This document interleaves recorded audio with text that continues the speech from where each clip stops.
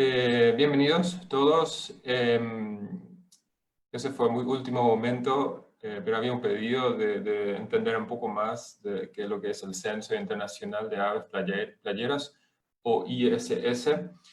Entonces planeamos esto rápido y creo que se graba, entonces en todo caso gente pueden mirar más adelante también si quieren entender un poco más de qué es ISS y qué hacemos con ISS, que son los objetivos de ese programa de monitoreo entre todos los otros programas que ya están también en las Américas. A ver si me cambia a la siguiente. Ahí está, sí. Bueno, el Censo Internacional de Aves Playeras la verdad que es uno de los censos más viejos, más antiguos en las Américas. Fue fundado por Manomet en 1974 para colectar información de aves playeras neárticas durante la época de migración. Y eso a lo largo de las rutas, porque en esas épocas había muy poca información en cuanto a la migración, no se sabía bien dónde se van, cuánto tiempo se van, el tipo de migración, o sea, hay sitios con congregaciones.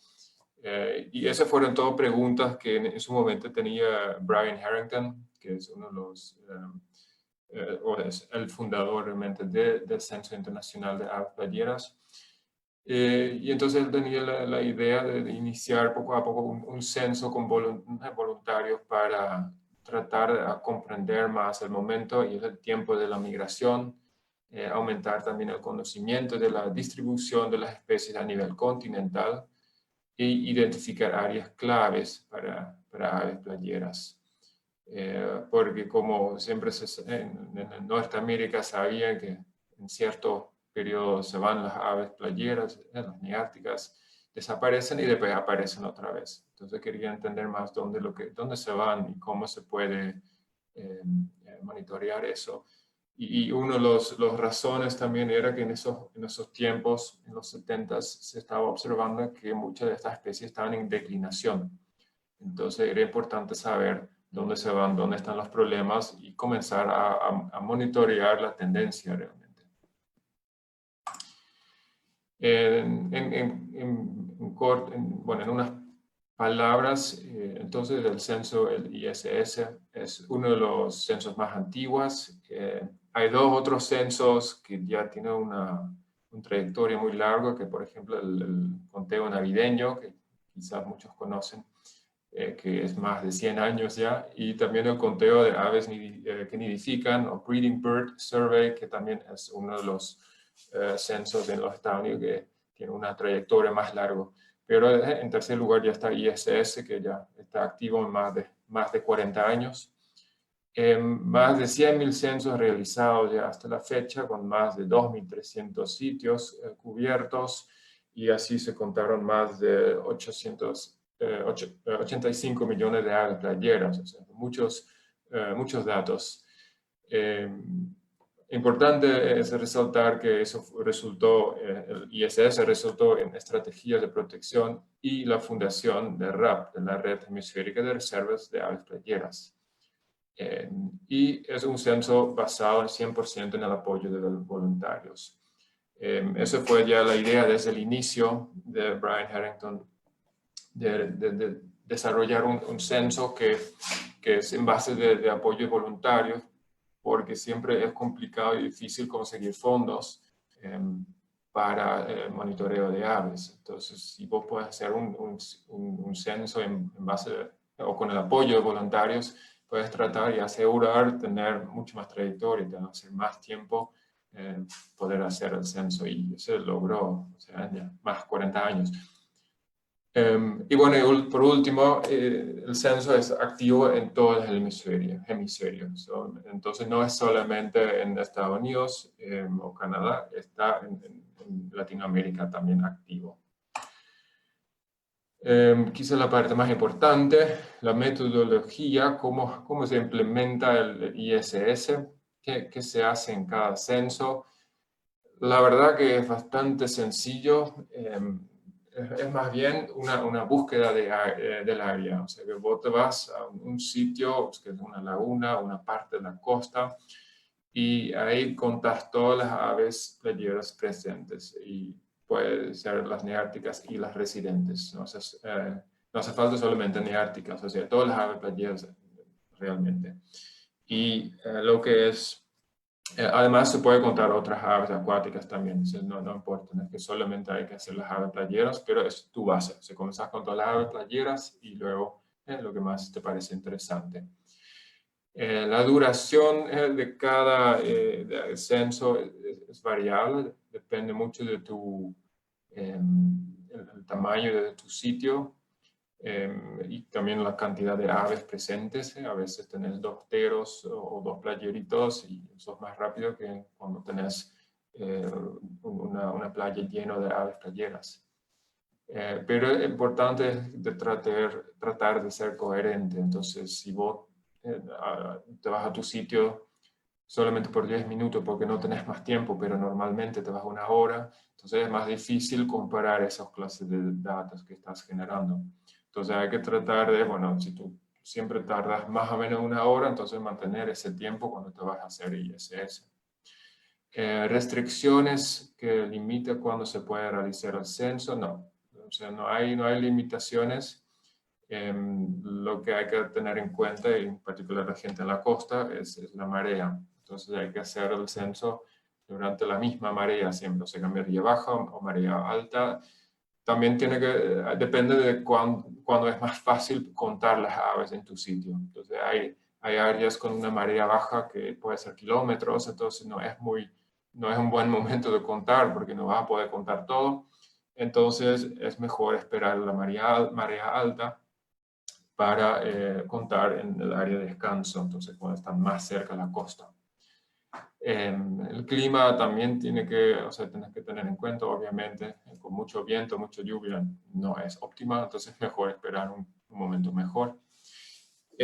Si hay algo más que se registra, bueno, hay una ficha de descripción del sitio, entonces eso una vez pedimos que la gente hace, ese se puede conseguir en el sitio web también de ISS, que es una descripción base del sitio, qué tipo de hábitat hay, qué mareas, o si hay mareas, si es interior, si es costero.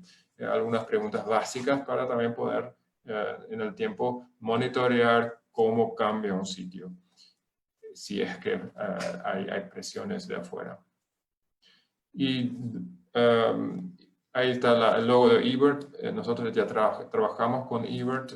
Se puede subir los datos con el protocolo ISS a eBird, y es bastante sencillo. Es básicamente que cuando vos entras en la parte fecha y fuerza, ahí ves en tipo de observación, en la parte otro, donde está marcado acá, ahí sale una lista y ahí dice International Shorebird Survey o ISS. Y ese está en los smartphones también, así como en Internet directo. Entonces ahí se puede subir los datos para que llegue directamente a la base de datos de ISS. Después les voy a mostrar dónde terminan esos datos, o sea que donde también ustedes pueden mirar otra vez esos datos que suben. Una cosa que quería destacar es la definición del área de conteo. O sea, es muy importante que el sitio que decidís contar, donde quieres implementar el censo, que sea un sitio bien determinado. Entonces, puede ser una laguna, puede ser una parte de la costa, y no solamente un charco de agua. O sea, tiene que ser algo que es un buen sitio donde siempre hay acceso. Entonces, si no tenés acceso siempre, o otra gente no van a poder entrar, entonces va a ser más complicado de tratar de hacer un censo regular, porque es lo que buscamos, censos regulares en sitios por mucho tiempo. Entonces, no sirve si de repente no podés entrar porque es un sitio privado o es una área industrial, lo que sea.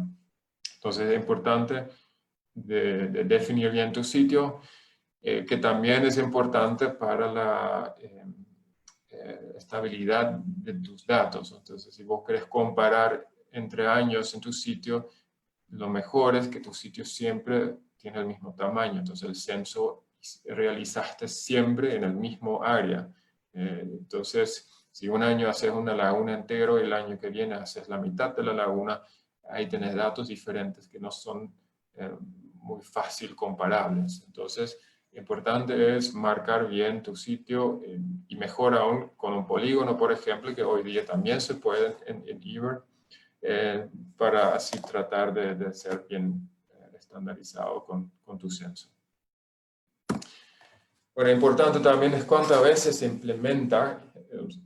Desde el inicio, ISS se enfocaba en la época de migración, para entender cuánto tiempo les lleva, cuántos tiempos están en un sitio, para ver de repente también si hay cambios en llegada, salida, etc.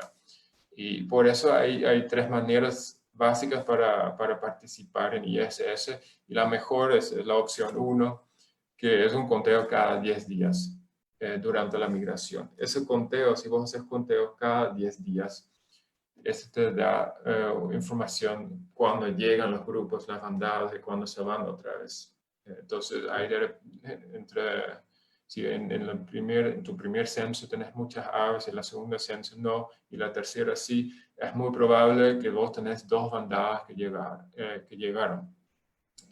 Porque en lo general los aves playeras se quedan unos 10 días en un sitio, pero varía obviamente, pero más o menos 10 días se quedan o menos en un sitio. Entonces puedes estar bastante seguro que cada vez que te vas no ves las mismas especies y individuos. Si no, pues se puede 3 veces al mes, entonces igual 2 veces o 1 vez al mes igual es importante. O sea, todos los datos ayudan. Y si puedes ir 1 vez al mes a un sitio, también sirve, obviamente. Enfocamos en la época de migración principalmente, que sería septiembre, noviembre, marzo, mayo, pero si hay posibilidad de contar durante la época de invierno, que sería, por ejemplo, en Centroamérica, es durante cuando se hace el MSP también. También en otras fechas se podría hacer el conteo para ISS. Lo mismo en el verano, o sea, cuando a veces algunos individuos se quedan, no vuelven su migración. Muchas veces los juveniles se quedan 1 año antes de volver y comenzar su primera reproducción.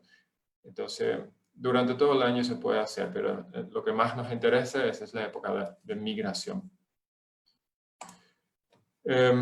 Acá para mostrar nomás un poco que cuando tenemos muchos datos, de repente vamos a poder entender un poco más del tiempo de la migración. Acá, por ejemplo, bueno, en primer lugar se ve que nos faltaba bastante datos de Centroamérica, que está plano, acá el color naranja, tenemos muy pocos datos de Centroamérica. Tenemos más de Sudamérica, y ahí se ve, por ejemplo, que en el sur de Sudamérica, es la línea amarilla, las especies están, o sea, más comunes por ejemplo, acá en febrero y marzo, y luego en abril es un pico en el norte de Sudamérica. Y esa es la migración, o sea, las especies primero inician en febrero o marzo y después van al norte. Y lo mismo pasa después en agosto, septiembre, las especies primeras están llegando al norte de Sudamérica, donde hay un gran pico, y después tenés el pico recién en el sur de Sudamérica, cuando llegan a sus áreas invernales. Con más datos, lo mismo vamos a poder ver para Centroamérica también después. Y ya tenemos más datos durante la migración. Y acá algunos datos de cómo estamos con ISS en Latinoamérica. En los últimos 5 años, desde el 2016, estamos trabajando en aumentar la participación en Latinoamérica, y poco a poco tenemos mucho éxito con eso. Hay cada vez más gente que están participando.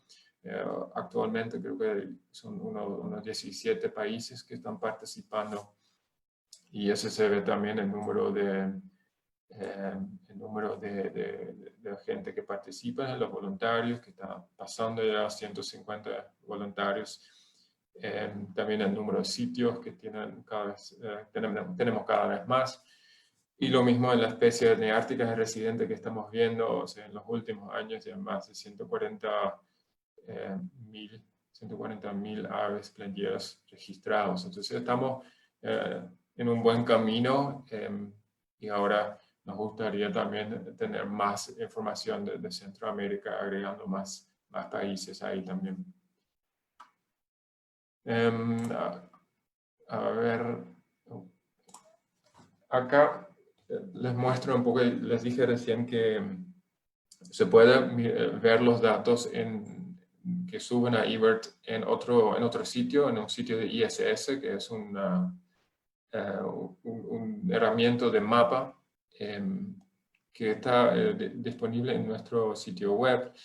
Hay no sé, creo que 2 o 3 veces al año, todos los datos ISS de eBird se suben acá, entonces se agregan a esta base de datos en línea. Entonces es accesible para todos que quieran ver sus datos, que quieran ver que otros datos se están generando por otro sitio, por otra gente.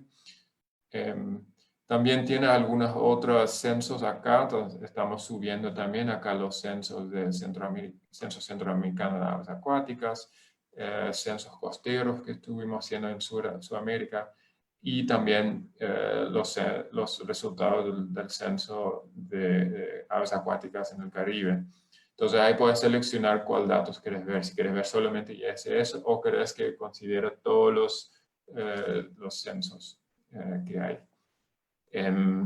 Y ahí puedes seleccionar tu país o un país, el estado, la localidad y los meses y el año. O sea, todo eso puedes elegir acá. Y después te puede mostrar el mapa. Tengo acá un ejemplo de Argentina que usé hace poco y acá, por ejemplo, tenés todas las especies que hay arriba, se selecciona la especie o todas las especies, y esos son todos los sitios ISS de los últimos 10 años. Y cuando llegas a este mapa, luego puedes hacer clic en los globitos para ver qué más información hay. Aparte del sitio, el sitio que tiene el mapa también tiene información básica sobre los datos. Entonces, cuáles son las especies más comunes, en cuáles meses, en qué años hubo más las listas. Entonces, información básica que puedes consultar si quieres tener una idea básica de cómo va ISS en tu país, en tu sitio, entonces no es nada complicado o con mucha estadística o nada, son solamente gráficos que quizás te pueden dar ideas de qué quiero hacer con los datos. En cuanto al uso de los datos, bueno, acá ese gráfico que hace poco salió, esa publicación que muchos ya vieron seguro, trataba de la pérdida de casi 3 billones de aves. Y ese estudio que fue en base de muchos datos, obviamente, no solamente datos de aves playeras, pero para las aves playeras, que también perdimos muchos, sí se usó los datos de ISS de los últimos 40 años. Entonces, es un ejemplo de cómo se están usando ISS para estudios como esta. Pero obviamente hay varios otros usos también, como es la identificación de nuevos sitios de importancia, como sitios de la RAP. Estamos usando la información para estimaciones y tendencias poblacionales. Justamente muchas de las estimaciones poblacionales de aves playeras neárticas son en base de información de ISS. También son muy importantes para el desarrollo de planes de acción para especies y también se están usando los datos para las estrategias de conservación, como la estrategia de conservación de aves playeras del Pacífico, pero también del Atlántico. y genera datos para el desarrollo y publicación acerca de la distribución y abundancia de la especie, como los atlas, por ejemplo, que están haciendo. Y al final también ayuda a evaluar el estado de las especies, entonces nos dan información sobre la tendencia, entonces también con eso vamos a ver cómo está el estado de las especies. Bueno, eso fue bastante breve, quizás lo que es ISS. Vamos a estar tratando de aumentar la participación en Centroamérica en línea en el sitio web de Manomet. Puedes encontrar más información. También puedes escribir a mí para tener más información. Pero en breve es un censo no muy complicado para que muchos voluntarios puedan tener acceso a ese censo, para que puedan implementar este censo. Porque si es muy complicado, muy difícil, entonces va a ser más difícil para que la gente se anotan. Entonces no es complicado por ese sentido. Y si hay más preguntas, no duden de contactarme, o si hay alguna pregunta ahora, estoy para responder.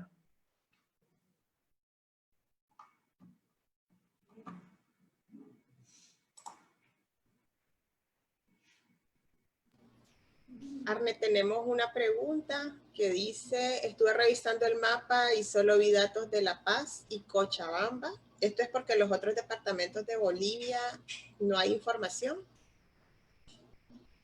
Sí, es muy probable. O sea, es muy probable, sí, es de verdad. En Bolivia tenemos pocos datos. Ahora tenemos algunos en La Paz y Cochabamba de este año, creo. Después tenemos de Beni, también ahora datos de la Asociación Armonía, que está haciendo censos ahí.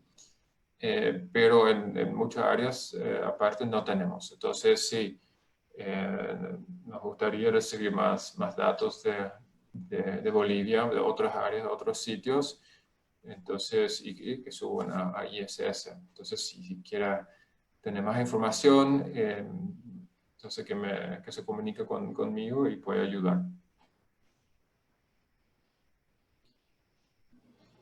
Otra pregunta, Arne, en el caso de que se tengan datos de años anteriores, ¿siempre se pueden subir a eBird o se puede cambiar el protocolo?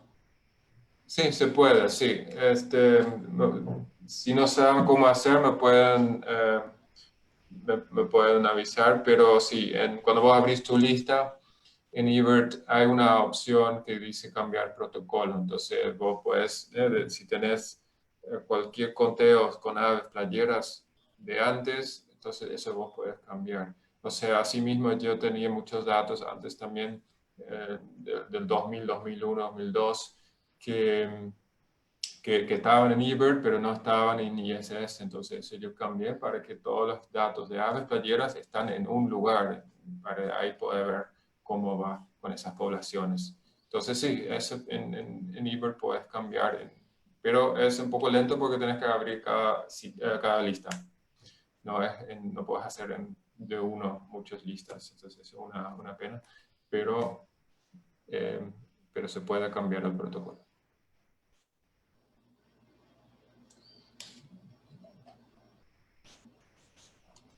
Bueno, parece que no tenemos más preguntas. No, si tienen dudas o preguntas después, que no me pueden escribir a mi mail y ahí le ayuda a la gente.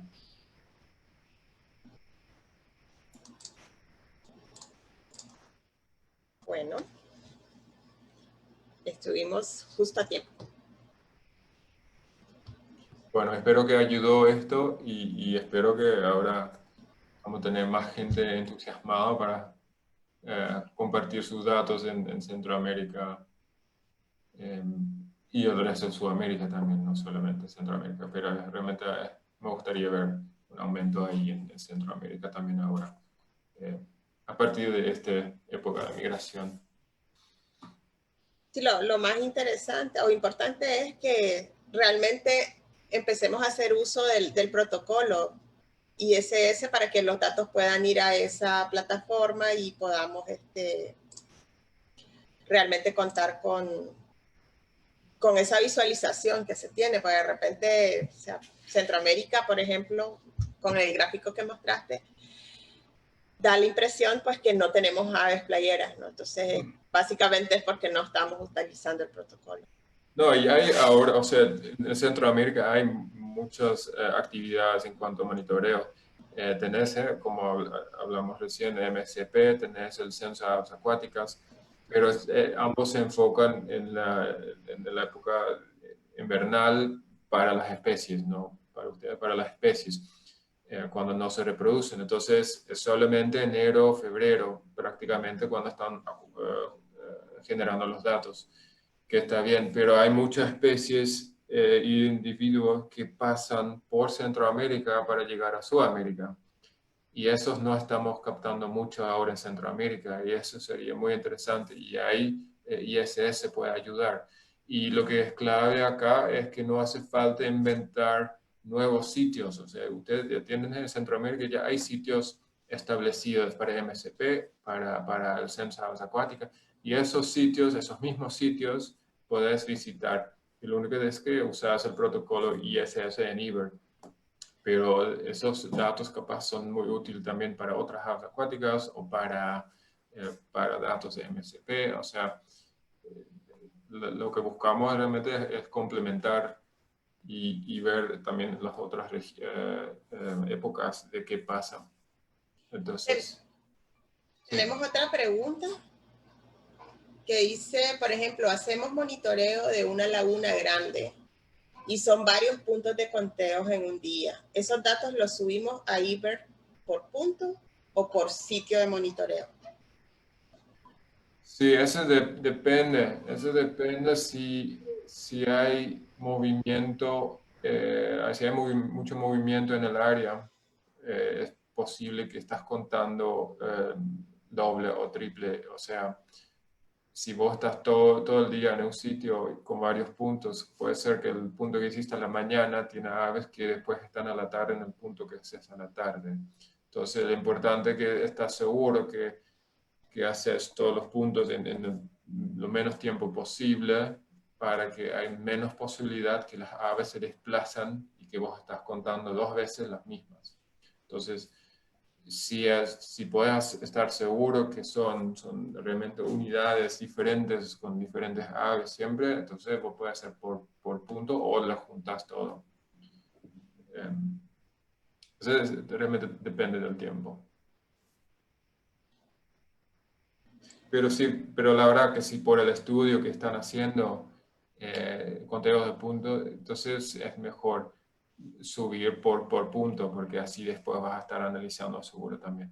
Entonces, yo no sé qué es el diseño del estudio que están haciendo ahí, pero si tiene que ver los puntos, entonces mejor ponerla una x.1 y esa es una lista. Y después usar protocolo ISS. Raúl Pérez pregunta, ¿cómo evitar la duplicación de conteo si las aves se desplazan de un lugar a otro durante el censo por un tema de perturbación?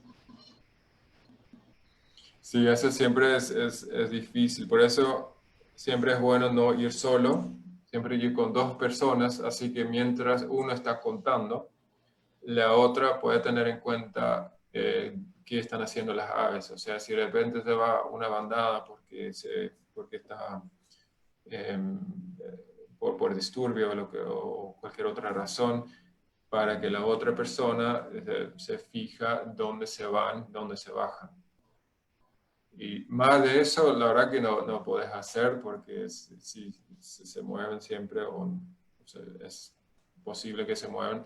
Lo importante nomás es tratar de ubicarles, saber dónde se van, para después tener en cuenta cuando contas ahí que, no, ahí ya tienen X especies que vimos recién. O sea, ese es un tema acá, es entender bien tu área, entender un poco cómo se mueven las aves y estar vigilando esto, que tenés a alguien que se fija en eso, o si solamente estás solo, entonces al momento de que vuelan, seguir esas aves para ver dónde se van.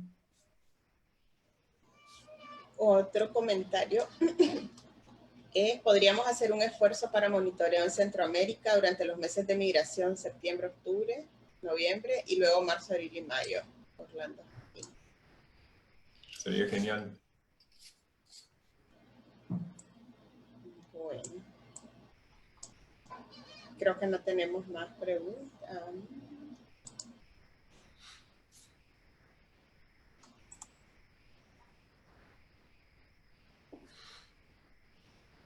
Sí. Bueno, no tenemos más preguntas. Bueno, entonces esperamos todos datos nuevos a partir de hoy para, para que vayamos entendiendo más de la migración en Centroamérica también. Y entendemos mejor también el resto de Latinoamérica. Alguien levantó la mano.